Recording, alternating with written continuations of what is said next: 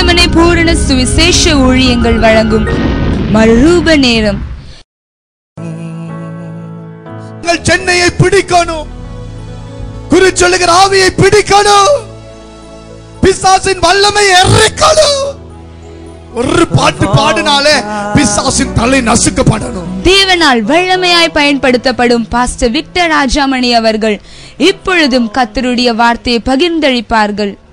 ஆண்டவராகிய இயேசு கிறிஸ்துவின் இனிய நாமத்தில் உங்கள் யாவரையும் அன்புடன் வாழ்த்தி வரவேற்பதில் மகிழ்ச்சி அடைகிறேன். மீண்டும் இன்னொரு நிகழ்ச்சியில் உங்களை சந்திப்பதில் எத்தனை மகிழ்ச்சி. கர்த்தராகிய ஆண்டவர் நம்முடைய டிவி மூலமாய் பெரிய காரியம் செய்து வருகிறார். பல செய்திகளை கேட்கிறீர்கள். நான் ஆலயத்தில் பேசின செய்திகள், பல செய்திகள் உங்களுக்காக தொகுத்து வழங்கப்பட்டு கொண்டிருக்கிறது. ஆக இந்த மறுரூபத்தின் நேரத்தில் இன்றைக்கு நான் உங்களுக்காகவே ஒரு செய்தியை வழங்க நான் விரும்புகிறேன். என் அன்பு சகோதரனே, சகோதரியே, ஆண்டவராகிய இயேசு கிறிஸ்து உங்களுக்கு அற்புதம் செய்யும் பொழுது மாத்திரமல்ல, இந்த செய்திகள் உங்களுக்கு ஆசீர்வாதமாய் இருக்கும் பொழுதெல்லாம் நீங்கள் மறக்கவே கூடாது. எல்ஷடை டிவியை போன் பண்ணுங்கள், போன் பண்ணி சொல்லுங்கள் எப்படியெல்லாம் ஆண்டவர் உங்களை ஆசீர்வதிக்கிறார். இன்றைக்கும் நாம் வேதத்திலிருந்து ஒரு ஆசீர்வாதத்தை பார்க்க போகிறோம். ஆசீர்வாதத்திலே எல்லா ஆசீர்வாதங்களும் பெரிய ஆசீர்வாதம் என்று தான் நான் சொல்ல முடியும். ஆனால் அதுல சில ஆசீர்வாதங்கள் எங்களை வியக்க வைக்கக்கூடிய ஒரு ஆசீர்வாதம் என்று கூட நான் சொல்ல முடியும். ஆகிய நம்முடைய ஆண்டவராய் இயேசு கிறிஸ்து நம்மை எப்பொழுதும் ஆசீர்வதிக்க விரும்புகிறார். என்னாகும் புத்தகத்தை நீங்கள் திருப்பிக் கொண்டார். என்ன புத்தகம் 23ஆம் அதிகாரம் 24ஆம் அதிகாரத்திலே பாலாக் என்கிறவன் பிழையாமை கொண்டு இஸ்ரவேல் ஜனங்களை சபிக்கும்படி சொல்லுகிறான். எப்படியாகிலும் இஸ்ரவேல் ஜனங்கள் சபிக்கப்பட வேண்டும். ஏன் அவன் நேரடியை சபிக்க கூடாதா?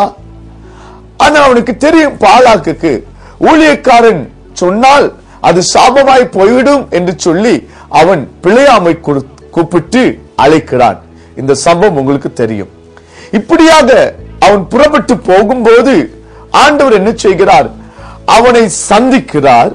சந்தித்து இஸ்ரவேலரை நீ சபிக்க கூடாது, நீ ஆசீர்வதிக்க வேண்டும் என்று சொல்லி ஆண்டவர் குறுக்கிடுகிறார். குறுக்கிட்டு அங்கே ஆசீர்வாதத்தை பிழையாம் மாறி மாறி மாறி சொல்வதை பார்க்கிறோம். பாலாக் என்ன செய்கிறான்? பல இடங்களுக்கு பிழையாமை கொண்டு போகிறான். பல பட்டணங்களிலே வந்து பாரும், இந்த தொகையை பாரும், இந்த கூட்டத்தை பாரும், ஒருவேளை ஆண்டவர் சபிக்க சொல்வார் என்று சொல்லி இந்த பாலாக் வந்து பயங்கரமாய் திட்டம் போடுகிறான். என்னத்தான் வந்தாலும் ஆண்டவர் வந்து தம்முடைய பிள்ளைகளை ஆசீர்வதிப்பேர் என்று உறுதியிலே இருந்து விட்டார். ஆகியால் தான் என்னாகவும் 24ஆம் அதிகாரம் 1ஆம் வசனத்தில் சொல்லும் போது, இஸ்ரவேலரை ஆசீர்வதிப்பதே கர்த்தருக்கு பிரியம் என்று பிழையாம் கண்ட போது முடிவுக்கு வந்துட்டான். 23ஆம் அதிகாரத்தில் சபிக்க சொன்னார்கள். ஆனால் எங்கு சுற்றி பார்த்தாலும் இஸ்ரவேலரை ஆசீர்வதிப்பது கர்த்தருக்கு பிரியம் என்று பிழையாம் காண்கிறான். பல ஆசீர்வாதங்கள் 23ஆம் அதிகாரத்தில் இருக்கிறது. சபிக்க வந்த பிழையாம், சபிக்க சொன்ன பாலாக் என்னத்தான் இருந்தாலும் ஆண்டவர் சொல்லிட்டாரு, என் பிள்ளைகளை நான் ஆசீர்வதிக்கத்தான் பிரியமா இருக்கிறேன். அவன் ஆசீர்வதிக்க தேவனிடத்தில் கட்டளை பெற்றிருக்கிறான். நான் அந்த ஆசீர்வாதத்தை சொல்ல முன்பதாக இந்த வசனத்தை வாசிக்க விரும்புகிறேன். என்னாகும் 23ஆம் அதிகாரம் 20ஆம் வசனம். இதோ ஆசீர்வதிக்க கட்டளை பெற்றேன், அவர் ஆசீர்வதிக்கிறார், அதை நான் திருப்பக்கூடாது. பாலாக் சொல்லுகிறான், எப்படியாவது சபிக்க வேண்டும். ஆனால் பிழையாம் சொல்லுகிறான், தேவன் எனக்கு ஆசீர்வதிக்க சொல்லி கட்டளை கொடுத்து விட்டார். இந்த நாளில அவர் உங்களை ஆசீர்வதிக்க சொல்லிவிட்டார். அவர் ஆசீர்வதிக்கிறார், அதை யாராலும் திருப்ப முடியாது. யாராலும் திருப்ப முடியாது. யாராலும் திருப்ப முடியாது. மகிழ்ச்சியாயிருங்கள். வேதத்தில் என்னாகும் 23, 24ஆம் அதிகாரத்தின் ஆசீர்வாதங்களை வாசித்து பாருங்கள். 23 அதிகாரம் 19 வசனம் சொல்லுகிறது, பொய் சொல்ல தேவன் ஒரு மனிதன் அல்ல. தேவன் சொல்லுகிறார், நான் பொய் சொல்வதற்கு ஒரு மனிதன் அல்ல, அவர் மனம் மாற ஒரு மனுபுத்திரனும் அல்ல. அவர் சொல்லையும் செய்யாதிருப்பாரோ, அவர் வசனித்தும் நிறைவேற்றாதிருப்பாரோ. அவர் சொல்லிட்டாரே, உன்னை ஆசீர்வதிக்க போகிறேன். ஆனால் எல்லாரும் பார்க்கிறார்கள், எப்பொழுது குடும்பம் சபிக்கப்படும், எப்பொழுது இந்த வியாபாரம் சபிக்கப்படும், எப்பொழுது இவர்கள் அழிந்து போவார்கள். ஆனால் வேதம் சொல்லுகிறது, அவர் ஆசீர்வதிக்க கட்டளை கொடுத்து விட்டார், அவர் ஆசீர்வதிக்கிறார். அதை நான் திருப்ப கூடாது. சகோதரியே, உங்க ஆசீர்வாதத்தை யாராலும் திருப்ப முடியாது. தேவன் உங்களுக்கு வைத்திருக்கிற ஆசீர்வாதங்களை எந்த மனிதனும் திருப்ப முடியாது. யார் வேண்டுமானாலும் உங்களை சபிக்கட்டும், யார் வேண்டுமானாலும் உங்கள் மேல் சாபம் சொல்லட்டும், உங்கள் வியாபார ஸ்தலத்துக்கே வரட்டும், அவர்கள் சாபத்தை சொல்லட்டுமே. உங்கள் வியாபார ஸ்தலத்துக்கே வரட்டுமே, அவர்கள் சாபமான வார்த்தைகளை சொல்லட்டுமே. உங்கள் பிள்ளைகள் அழிவார்கள் என்று சொல்லட்டும், உங்கள் பணம் அழியும் என்று சொல்லட்டும். இல்லை இல்லை இல்லை, பல திட்டங்கள் பாழாக் போட்டாலும், எங்க போய் சுத்தி சுத்தி பார்த்தாலும் இஸ்ரவேலரை ஆசீர்வதிப்பதே கர்த்தருக்கு பிரியம். நீங்க நல்லா இருப்பது தான் கர்த்தருக்கு பிரியம்.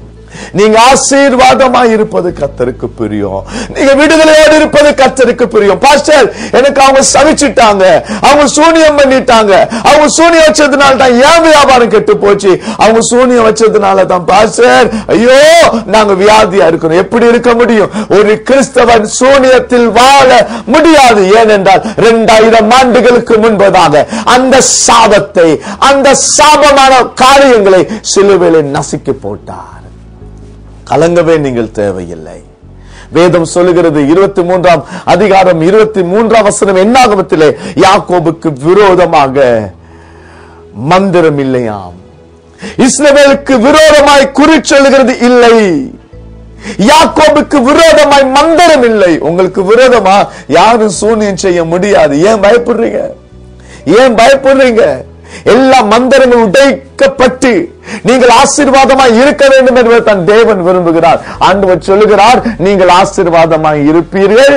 பிலியாம் சொல்லுகிறான், தேவன் ஆசீர்வதிக்க கட்டளை கொடுத்தார், நான் கர்த்தர் ஆசீர்வதிக்கிறார்.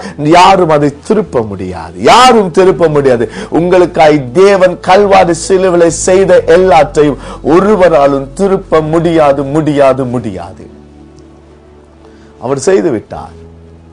உங்க பணத்தேவை சந்திக்கப்பட்டு விட்டது.